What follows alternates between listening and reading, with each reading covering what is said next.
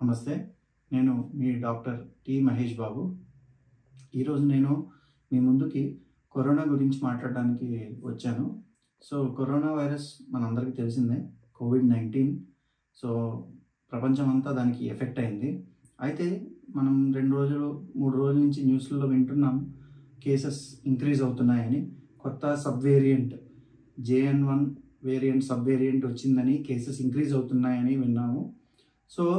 ఈ పరిస్థితుల్లో నేను మన ప్రేక్షకులందరికీ తెలియజేయాలనుకుంటుంది ఏంటంటే, ఫస్ట్ అందరూ కంగారు పడద్దు.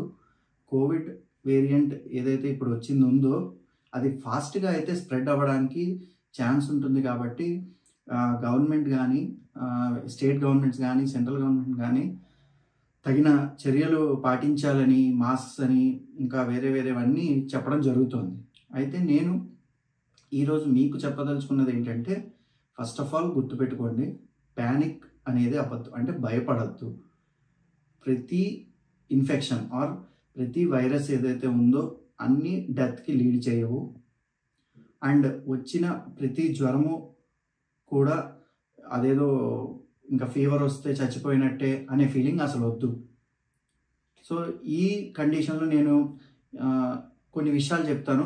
ఇవన్నీ ఖచ్చితంగా అందరూ గుర్తుపెట్టుకుని ఫాలో అవ్వాలి అని నేను మనస్ఫూర్తిగా కోరుకుంటున్నాను. అండ్ కొన్ని విషయాలు కూడా మీరు అందరూ తెలుసుకోవాలి. ఫస్ట్ ఏంటంటే, ఎప్పుడైనా ఒక బయట నుంచి వచ్చే వైరస్ లాంటిది మన ఒంట్లోకి వెళ్ళినప్పుడు మన ఒంట్లో ఉన్న డిఫెన్స్ మెకానిజం, అంటే ఇమ్యూనిటీ అంటూ ఉంటారు కదా, అది రియాక్ట్ అవుతుంది.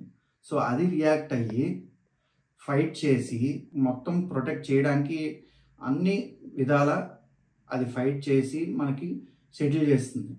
ఆ టైంలో ఒక వార్నింగ్ సిగ్నల్ లాగా ఫీవర్ అనేది వస్తుంది. కాబట్టి ఫీవర్ వస్తే కూడా ఎవ్వరూ భయపడద్దు. ఫీవర్ అనేది ఖచ్చితంగా ఒక వార్నింగ్ సిగ్నల్ లాంటిది. కాబట్టి ఫీవర్ వచ్చినప్పుడు కంగారు పడి దాన్ని సప్రెస్ చేయడానికి ట్రై చేయడాలు, అంటే ముఖ్యంగా ఏం చేస్తారంటే కోల్డ్ స్పాంజింగ్ అలాంటివి చేయొద్దు. అండ్ ఇష్టం వచ్చినట్టు పారాసిటమాల్ వెంటనే తీసుకోకూడదు. అండ్ స్వెట్టింగ్ అనేది న్యాచురల్గా రావాలి. కాబట్టి గుర్తుపెట్టుకోండి, ఫీవర్ని సప్రెస్ చేసే విధానాలు ఏవి చేయకూడదు.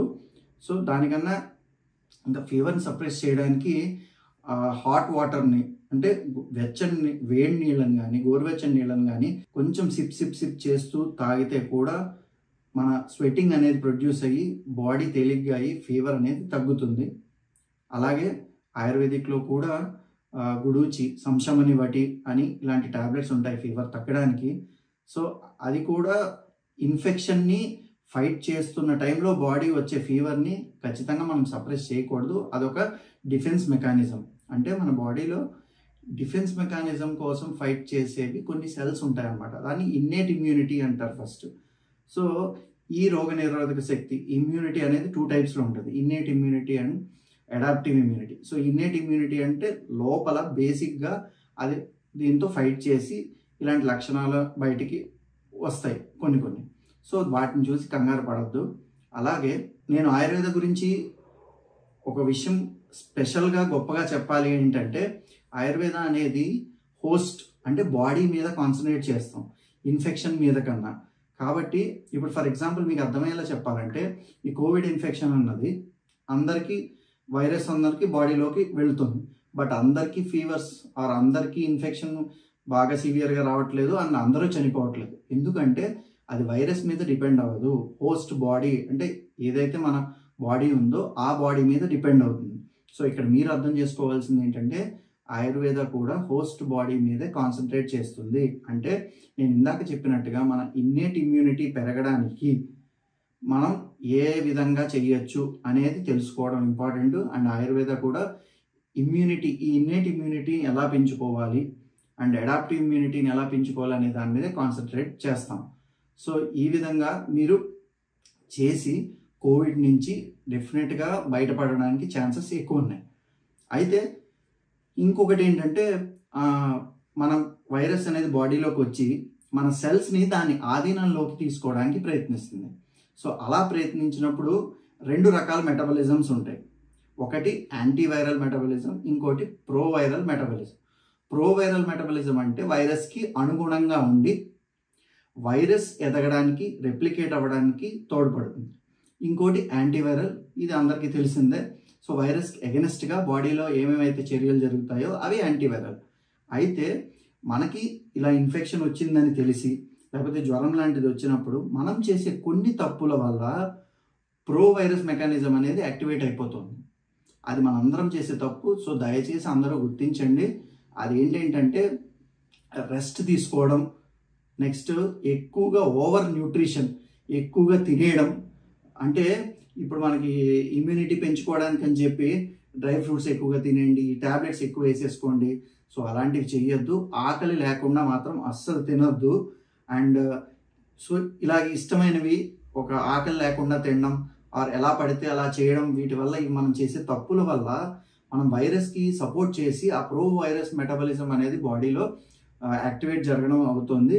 అదే కనుక మనకి ఆకలి లేకుండా జ్వరం వచ్చి వేరే లక్షణాలు కనిపించినప్పుడు కొంచెం లైట్గా తీసుకోండి. అంటే ఫర్ ఎగ్జాంపుల్ పెసరపప్పు అన్నం అంటారు, సో కిచిడి అంటారు నార్మల్గా. సో పెసరపప్పుతో తేలిగ్గా ఉండేలాగా కొంచెం మిరియాలు అవి వేసుకుని తినడం, లేదా ఇంకా చెప్పాలంటే బియ్యపు రవ్వతో ఉప్మాలాగా చేసుకోవడం, లేదంటే జావా ఆర్ గంజి అంటారు కదా.